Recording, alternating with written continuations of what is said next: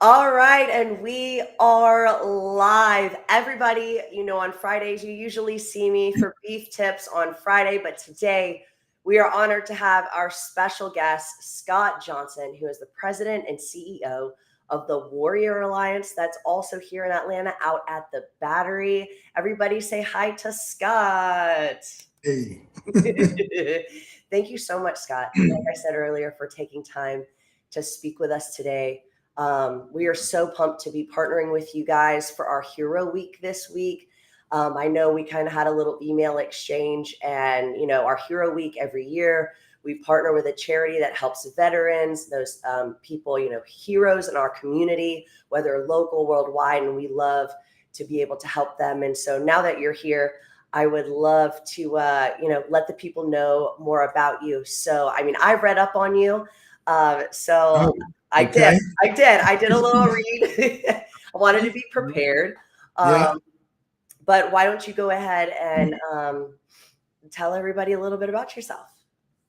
Well, thanks for having us, especially on this important month, Military Appreciation Month. And second of all, we're heading up on Memorial Day weekend. For a lot of people, it's a time of celebration and family. We just spent some time with some Gold Star families this past week, and very daunting to be around mothers and brothers, sisters, fathers who've lost some loved ones overseas. So, just before I get started on me, just for the audience who are helping to raise money for this cause, understand Gold Star families are not celebrating this weekend. They're still dealing with a lot of challenges for the ultimate sacrifice to our nation by losing their loved ones. But about me, I guess I coined myself a recovering corporate executive. I spent 30 plus years. I did not serve in the military. My father was in the Navy in World War II. My brother was in Air Force in Vietnam, and I was in Silicon Valley after college. So I say the only difference in that is they're not shooting at you, but there's a lot of enemies in Silicon Valley. But yeah, I didn't serve in the military. I spent several decades in corporate America, 2 million miles on Delta Airlines, flying around the world, doing management consulting and information technology things. And the question I often get asked is, well, how did you end up starting a nonprofit for veterans? So that's the one I get every day. Well, you read my mind, literally. That was going to be my first major question. So, seeing that your brother and your dad, but what really led you to leaving that corporate world and then establishing these nonprofits? Yeah. So it's kind of an interesting path. 2001, I had been to the World Trade Center only a couple of months prior to that tragic day on September 11th. And unfortunately, we had 4 of our employees in the building that lost their lives in the South Tower that day. And like a lot of Americans, was really outraged with that whole situation in the Pentagon. And I guess it stuck with me for all the people working out and doing gym stuff. I've been kind of in that field myself. I started out in endurance sports in the early 2000s. Did stupid things like Ironman events, a couple of 2 or 3 Boston marathons. And during that time, I was actually helping a double amputee finish, the first one to finish the Hawaiian Ironman on prosthetic legs in 2007. And through that experience, I met a lot of wounded, ill, and injured veterans. I happened to be 2 blocks away from the bombing in 2013 at the Boston Marathon, Wow. and went through that whole ordeal. Got to know a lot of the families that were injured. I was still working full time in the software industry, in the consulting business at that time, and went back in 2014 with a double amputee from from Afghanistan who lost his legs after 17 years and took him through the Boston Marathon. And when you're with somebody that long, a typical average person doing a marathon's probably running, 6 hours, maybe 5 hours at a decent pace. We actually took 9.5 hours because I had to take his legs off probably 17, 18 times during the race. And you get to know somebody after 9 hours running a marathon, and the stories, hearing just a lot of the issues, that challenges that veterans and their families face when they leave military service, and those who come back catastrophically wounded. I guess it stuck with me because fast forward 4 or 5 years, here I am starting a nonprofit to help veterans. Wow. Honestly, I'm so into this, into your story. I'm like, oh my gosh. I know I can only imagine just, not only the connection that you made, but now all the connections that you're making with all these veterans and their families, and the families, like you said, that won't be celebrating this weekend. And, you know, um, I just wanted to say thank you, especially Yeah, as someone, my husband is a former Marine. And he's so, always a Marine. oh yes, exactly. You're correct. You're right. You're I'm right. gonna get He's you for that always one. always a Marine. And so he got out, a few years ago, and I know that transition is hard, even years past. And when I was looking up everything that you guys do, the services that you offer, and the way that you help these people and these families, what would you say is the number since you started, Yeah. when you started and up until now, what would you say is the number of people or families that you guys have assisted and helped and changed their lives? Yep, we started in 2018. Just myself and a former service member who was medically retired out of the Army due to injuries. We started that first year helping 500 people, and now we serve close to 7,500 a year. Wow. We have helped over 15,000, maybe 15 to 20,000 since opening up in 2018. And just through the grace of God, we've been growing year over year. We're now growing across the state of Georgia and actually have programs now that are going national. And so, but the big thing is a lot of nonprofits get caught up in the number of people you helped. Hmm. What, because of my background and kind of the analytics and measurement side of my career over years, we really focused on measuring outcomes and impact, because you can help 1,000 people and do absolutely nothing, Right. Yes, I agree. or you can help 100 and completely change their life and put them on a trajectory they never dreamed imaginable. So while the numbers are impressive, what I'm really thrilled about is the quality of the people that work here, the intellectual side of what they're doing to understand people. They see all people, whether they're coming to us with their filthy rags, whether they're coming with us with medals of valor. It doesn't matter. We treat everybody the same. Once you ask for help from the Warrior Alliance, you're part of the family. Hmm. And the impact and the outcomes that people are achieving are mind blowing. And what's really cool is on our satisfaction surveys, they're consistently over 95% of the people say they were extremely satisfied and would recommend somebody. So it's really good when the veteran or the family member is saying that as opposed to us.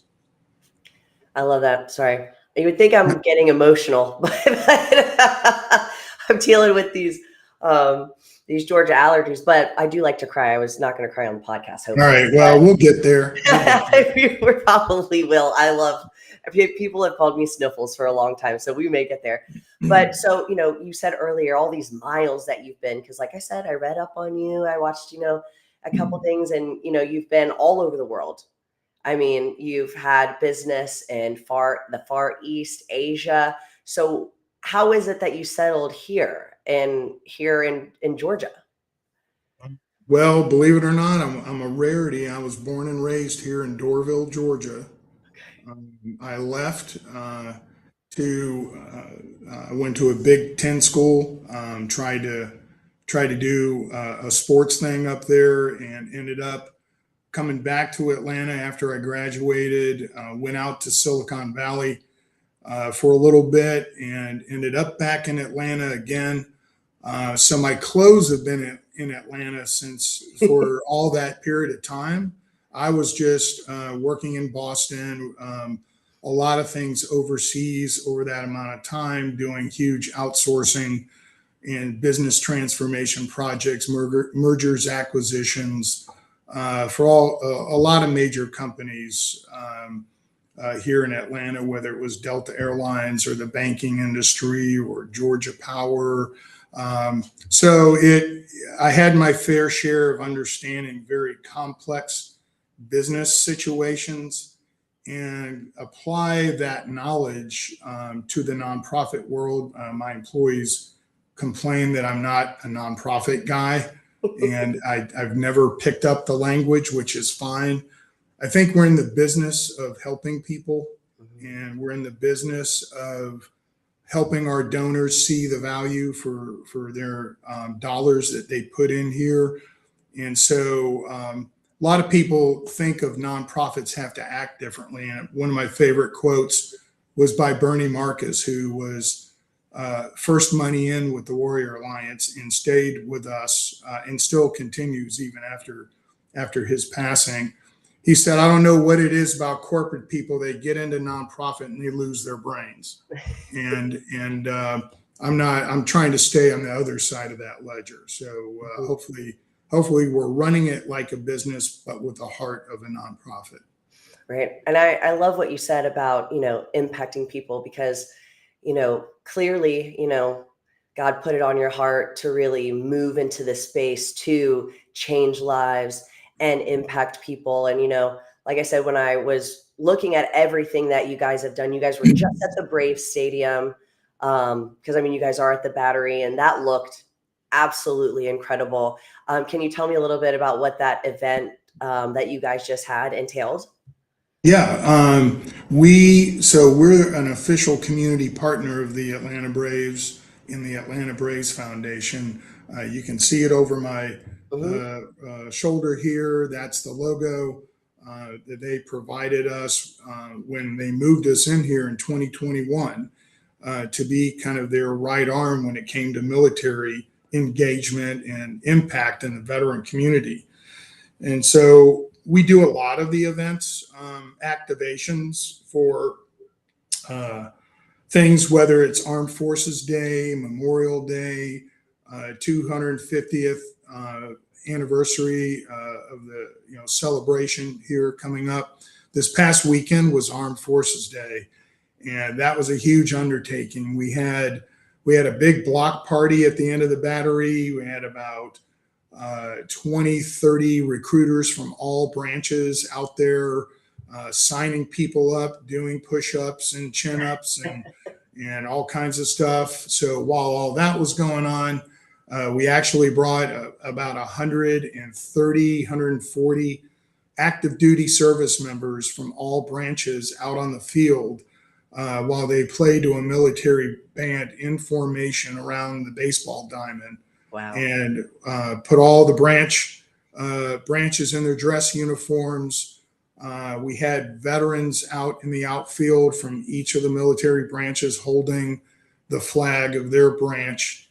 And then we had the American flag being held by Gold Star family members. So Armed Forces Day is a celebration of service members that are currently serving, but we felt like it was really important that those who have served and the Gold Star mothers and fathers that have given so much were out there with them celebrating the power and strength and honor of our military. So it was a huge deal. And then the garrison commander, Colonel Weaver, came up from Fort Stewart, 3rd ID, and threw out the first pitch. And then something really important, if you go to our Facebook page or LinkedIn or Instagram, you're going to see a 102-year-old World War II hero, Hibby Margol, who's a great friend of ours, and his story is phenomenal. He discovered the Dachau concentration camps and freed over 32,000 Jewish people from that concentration camp with his twin brother. Wow. And he was out on the field being honored. He actually walked onto the field to 43,000 screaming fans, and it was just a great night. Dang, that must have been incredible to see. That's Yeah, amazing. yeah, That's amazing. So, like I said, since I've been on your website and I looked up what it is that you guys do and the services that you offer, I would love for you to let people know what it is that you guys like, what services, because you said you're taking it more nationally now as well. So yeah. what are some of you don't have to go through all of them, I know, but what are some of the things that you guys do with veterans once they're back in Yeah. the States? Well, the thing people need to understand when service members are leaving the military, they're not just walking outside that wire. Their family is leaving, and military families. You're a military spouse. You understand this. There's a whole different measure that military families go through, and when someone leaves the military, there's two things in common, whether they're private first class or they're all the way up to a full-blown colonel or general. Everybody walks out with a loss of purpose. That everything they knew about themselves and given to themselves, it now is over in their mind. And second of all, they lose their network. They lose their brothers. They lose their sisters. They lose this camaraderie that you can't find anywhere else. I certainly have never experienced it in the corporate world. You don't have that kind of unity. And so when they leave, they all deal with that. And then there's this maze of complexity, housing, employment, education. There's legal issues they got to figure out where Uh-oh. is they're facing with their mental state if being in combat. So we help connect everybody to those resources, and we do it very quickly. Yeah. Well, I mean, that's incredible. I mean, if I can only imagine, like you said, when they lose their sense of purpose and you get back and maybe you've been gone for years, you've been overseas for years. Yeah. Yeah. You come back and it's like, well, what do you do now? Yes. Where does it go? And I mean, so thankfully you're here. And so with this expansion that's happening for you, are you guys going to be, broadening, adding more offices in other states? Or like, is there an end goal or just a continued goal that you guys have for this vision and this dream and just everything that you're doing? Well, if you don't have a plan, any path you take will get you there. So my board and I worked with McKinsey and Company about 2-3 years ago and built a strategic plan for 5 years. And we basically said we're going to expand our impact. We're ranked the #1 nonprofit by Military Times in the employer category in the nation. Wow. 23, 24, 2025. We got a 5-star rating from Veterans Index. We're ranked the #1 nonprofit by Military Friendly for military spouses. And so we have, I think what we've done is earn the trust and confidence of the military community that if they come to us, they will get an outcome that they're trying to achieve. What we're trying to do is expand that impact. So we're here at the Battery. What bothers me the most is somebody around this area can easily access the Warrior Alliance. Greater Atlanta has our partners. We have 40 partners connected into our network, into our Salesforce system. So we immediately can track referrals and follow up with people and take care of them. But what about that single female sitting on her mama's porch down in Albany, Georgia, with nobody there to help and not much hope? Doesn't necessarily have the job that she wants, and may be struggling. She should have the same access to care and services that people have right down the street here in Smyrna, Georgia.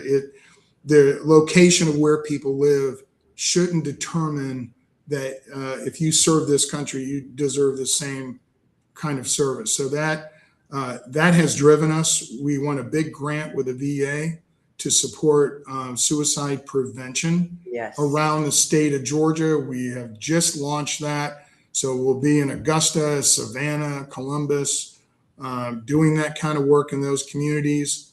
I have a workforce program called Operation Double Eagle now that's going nationwide to help veterans get into the skills trades. That's very exciting, and I can't tell you who, but we've signed some major corporate agreements that are going to allow us to serve veterans for major Fortune 500 companies. Because believe it or not, veterans who have careers and have these jobs don't seek help, but they're still struggling. And so we're going to be helping veterans in New York, Minneapolis, Salt Lake City, LA, around the country, and just very strategic locations where our corporate partners have employees. So other than that, we don't have a lot going on, you know. No big deal. Just casually Yes, changing lives. slowly growing. I love that. I absolutely love that. And seeing that you guys are expanding and growing and you're making this impact, because like I said, this video will be live on YouTube. We're sending it out in emails. We blast over 3,000 people every time we do. In what ways can we support and donate the Warrior Alliance to help? Yeah. Well, first and foremost, with growth comes the need to fund that growth. And we just put together a really incredible Salesforce capability that's going to allow us to use a digital mobile platform with AI technology to help us scale without having to hire hundreds and hundreds of people to help veterans. We can do it more efficiently in rural areas through mobile devices, through an AI system that still has the personal touch of the Warrior Alliance in that. We need funding to continue grow that. We're going to be putting boots on the ground in cities around Georgia to have those personal connections in these communities where veterans live. So funding helps to put resources. You can't deal with veterans through websites. You have to meet them where they live, and they got to know that you're concerned and you got eyes on them and you're going to walk with them. So that funding helps us do that. The funding helps us grow our veteran legal service network. We're building out one of the country's largest pro bono and low service fee veteran legal networks. Over 60% of veterans that take their life have one or more legal problems. So we're setting up a network to provide access, almost like a match.com, if you will, for a veteran to connect with an attorney that wants to help a veteran. So dollars go to help us continue to build that network. We're already over 250 attorneys and growing. So there's plenty of space to help us out, and we can only grow as our budgets allow us to grow. Mm-hmm. I mean, we're in the business too of impacting and changing lives, not yet on the scale and the range that you are. And we just hope with our Hero Week, especially, get people fired up to donate. I will be stopping by to drop off a couple of Hero Week t-shirts for you guys up there. All right. Next week. But if there is one thing that you could leave with everybody, whether it's a quote, something that, is on your heart, or just because I firmly believe that as you bless people, those blessings just come back to you tenfold as well. So what is it that, you've instilled so much right already in just the time that we've talked, but what should people know, or what, just give me, I know you've got something in your back pocket that you need these people to know. Well, our tagline is helping warriors navigate to success after service. Without that navigation, Can you imagine leaving your career that you're in right now, moving to a completely new part of your life, starting with no resources, Mhm. and trying to make that transition? We should all stop for a minute, look what's going on in the world, and who are the people standing in the gap between you and evil. And Mhm. it's these young individuals that enter in as volunteers to give. Oh, they walk away from their careers, they walk away from romance, they walk away from sports, they walk away from, dreams of whatever they had, because they raise their right hand and go country and God over self. And we take that for granted while we're all having a good time and going to ball games and building our businesses. um, but if one person hears this message, you we're civilians, but we're patriots, and patriots go in and fill the gap that the government is not providing to these people. We're giving money away to people who haven't earned the right to have that money from the United States taxpayers. These are the only individuals that deserve to be taken care of by our government, because they're the ones that have given us our freedom. So I could go on for another 30 minutes about that. But if I leave you with anything, uh, stop thanking people for their service, because they don't want to hear that anymore. What they want is help and support. They know we appreciate them, but that doesn't get them the job they deserve, and it doesn't get them the medical care that they need. So when you meet a veteran this weekend, tell them call the Warrior Alliance, go to our website, thewarrioralliance.org, and help us help them. And that's, if you're not going to donate, then get people to get on our website and register with us so we can save a life. Man, you got me fired up right now. You guys heard the man. Get on the website. Let's help them out. Stop thanking them this holiday weekend, everybody. Don't just thank someone for their service. Show them by helping to help others. Scott, thank you Yeah, so much for your no, time absolutely. today. And man, you've just blown me away. I'm sure others watching this as well. We have a good audience right now, are blown away as well. All right, everybody. You heard the man. Sign up for Hero Week. Donate. Let's change lives. Let's help these people who've put their lives on the line for our country. And I will see you guys next Friday. Thanks, Scott.